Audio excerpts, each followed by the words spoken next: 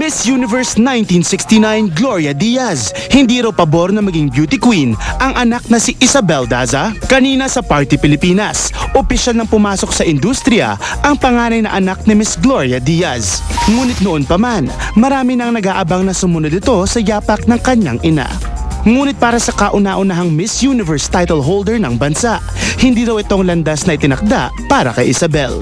Well, I think, never mind 2 actresses, 3 actresses, pero isang Miss Philippines, tama na yun. Maliit lang bahay namin, kasya lang isang corona doon. Beauty queen has to do a lot with luck, and I don't know whether my being a past Miss will work for or against her. So, and I don't think trip niya yun eh. Belle likes to play soccer, she likes to play sports. Hindi ko nga yata na isama yan kahit kailan sa shooting. Matapos mag-aral ng early childhood medicine mula sa De La Salle University at maging isang preschool teacher, certified kapuso na si Isabel. At sigurado naman ang mga taong higit na nakakilala sa kanya na handa na itong gumawa ng sariling marka sa industriya.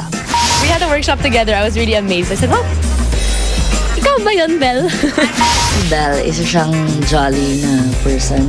Sobrang saya niyang kasama, tsaka nakakatawa talaga siyang tao na hindi lang nila alam. Isabel is very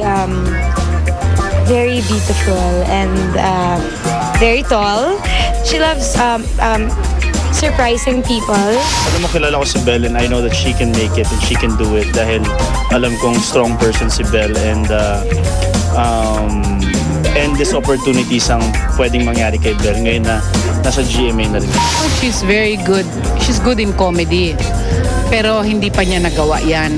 But I think she'll be good in hosting for now. Dancing. Oh yeah, ako nga dalawang paang kaliwete. So, I admire her dancing skills. Gusto ko maging stage mom, but she won't let me. Finally, Belle, you're here. You're part of GMA and everyone's happy that you finally made a decision. So welcome. Belle, good luck for your future career. I'm sure it's going to be a great one, and I hope we get to work together in a series where we get to hit each other. Okay. Wish you all the best and make us proud of you. Make everyone proud. In this career, you should be strong lang talaga. You should always make sure that you're ready to face anything, any intrigues or whatever comes your way. Belle, do your best. And I know you can do it. Don't forget all my advice to you that anything you earn is not all for you. Kaya niya yan. Feeling ko, kaya niya yan. Ngayon, Isabel Daza is ready to take on the world, one intriguing question at a time. Dito sa Showbiz Central, live na live! Ladies and gentlemen, the newest Kapuso star from the billboards to the Showbiz Central stage, please welcome Isabel Daza. Hi, thank you, Bond, for having me. Thank you guys for being here. It means a lot. Ang sweet Hi, ni Belle. Chard. Grabe, this is weird for us to be on the same stage, know. but I am so happy that you're here, Belle. We're very proud Thank of you. I'm happy to be here. Eto, Belle, kasi ito yung gusto malaman ng mga team Belle na nandito sa studio. Gusto nilang malaman, how was it growing up in a household with a mom na Miss Universe? I think it was okay naman growing up with my mom. I got a bit of special treatment. Siyempre, mas mabait yung mga tao sa akin. But masaya lang sa school pag nadadala ko yung corona niya. Oo, parang Kasi ito yung show off show and mo. tell ko. My teachers were happy. So, yun. Pero Belle, ito ba, no growing up, parang nahirapan ka bang i-establish yung personality mo, yung identity mo? Kasi syempre, having a mom as yung strong character like Miss Gloria Diaz, nahirapan ka ba or hindi naman? Hindi naman ako nahirapan. My mom lets us be ourselves. And yun, nasa shadow lang. And syempre, lagi akong introduced as the daughter of, which is very flattering and yun, nakakatuwa. Yeah. Pero meron din bang konting pressure? Kasi alam ko na may petition online na gustong sumali ka as a Kayo beauty ata queen. nag-start nun eh. As a beauty queen. And marami nga ang mga kaibigan natin na gusto kong sumali. May pressure ba na sumali sa isang beauty pageant? Right now, wala naman pressure, but nakaka-touch lang na ang daming sumusuporta and everyone's asking me to join. But for now, I'm focused with GMA and syempre, hosting and the new jobs and the opportunities we have here. Pero Belle, if given the opportunity in the future, ikaw ba sa tingin mo sasali sa isang beauty pageant? Kaya ko ba yun? Diba, Romampa? Sure win daw, sabi nila. Well, I think the competition is very tough and mahirap rin dun, diba, to compete. Ang daming magagandang girls and very talented. So, right now nga, I'm focused lang here and we'll Yes. see. And we welcome you here on Oh, GMA thank you. 7. Salamat. Tita Gloria mentioned na ang bahay nyo daw, which is like my second home na rin. nga. Kasya lang daw ang isang corona. How do you feel about that? Okay lang naman. My mom, I give respect to her, syempre. At ako, gusto ko rin gawin yung plano ko and not exactly the same as my mom, diba? Yes, and Belle, kasi pag nababasa sa mga magazine, yung mga covers mo, pag nakikita ka sa mga billboard, syempre ang unang akala ng mga tao, social ka, socialite ka, mahirap kang abutin. Ano ba yung pinakamalaking misconception about Isabel Daza? I think a lot ask na hindi ako marunong mag-Tagalog. But syempre, dito ako lumaki. I'm from here, I'm pure Pinoy, and yeah, I speak Filipino fluently. Yung tagline na pagiging social, what can you say about that?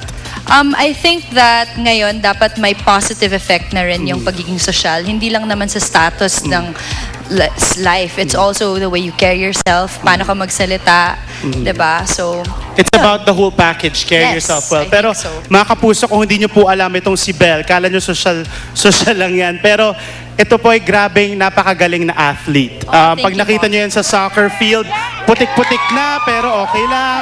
Tapos sa basketball then you grew up being kind of boyish and being athletic, diba? I was very tomboyish. In fact, yung mga kakilala ko nung bata ako, tinatanong nila, ikaw ba yan? Oo. And yun, up to now, I'm still athletic. Mahilig ako sa sports.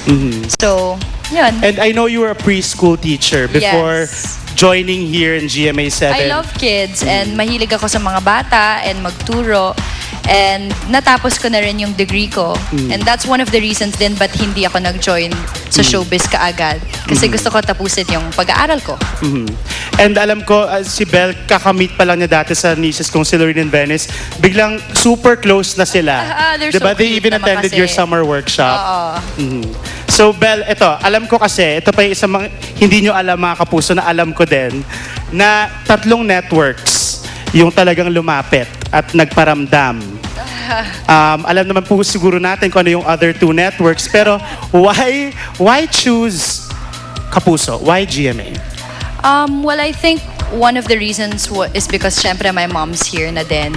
So, nung cool ka lang days pa lang, komportable na rin here ako sa Kapuso.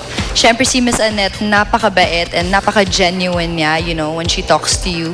And of course, you're here, mga kaibigan ko, si Solen, si Tim, si Lovey, si Chard. Mas komportable talaga ako here. And I think yung atmosphere, very welcoming. Doon sa Party Pilipinas, talaga si Winwin, she was so, you know, happy for me. Yeah. And I felt Let's talk about loved. that. Kasi yun talaga yung unang launch mo na nakita ng mga tao, yan pala si Isabel Daza. Yes.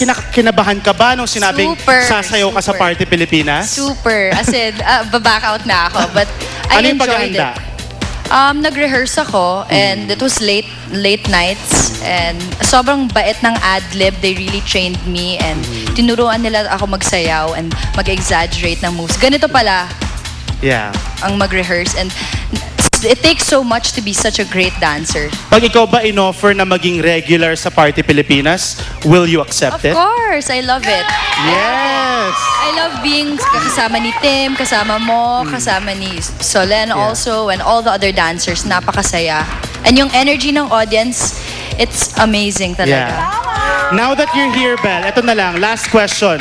Sino ang gusto mong makatrabaho dito sa GMA? Of course, there are so many wonderful stars, and I think si Chard, Richard Gutierrez, si Ding Dong. I also admire si Miss Iza Calzado. She is such a great actress. Of course, si Marian and Rian also. Yun, lahat na. Lahat gusto makatrabaho. Belle, we welcome you. Thank you, Mon. Dito sa Thank you po. Dito sa Showbiz Central at sa GMA, ikaw ang nag-iisang beauty queen Oh, thank dito. you. I just wanna say thank you to Procter & Gamble and to Team Bell who came to support me. It really means a lot. Welcome to GMA7, Thank you, Belle, and Mon. we're looking forward to more of you in the network. Thank you so much for Thank being you. here. Samantala mga kapuso, ito na si Ogie Alcacid magsasalita na tungkol sa pregnancy ni Miss Regine Velasquez. Stick around, magbabalik pa po ang showbiz.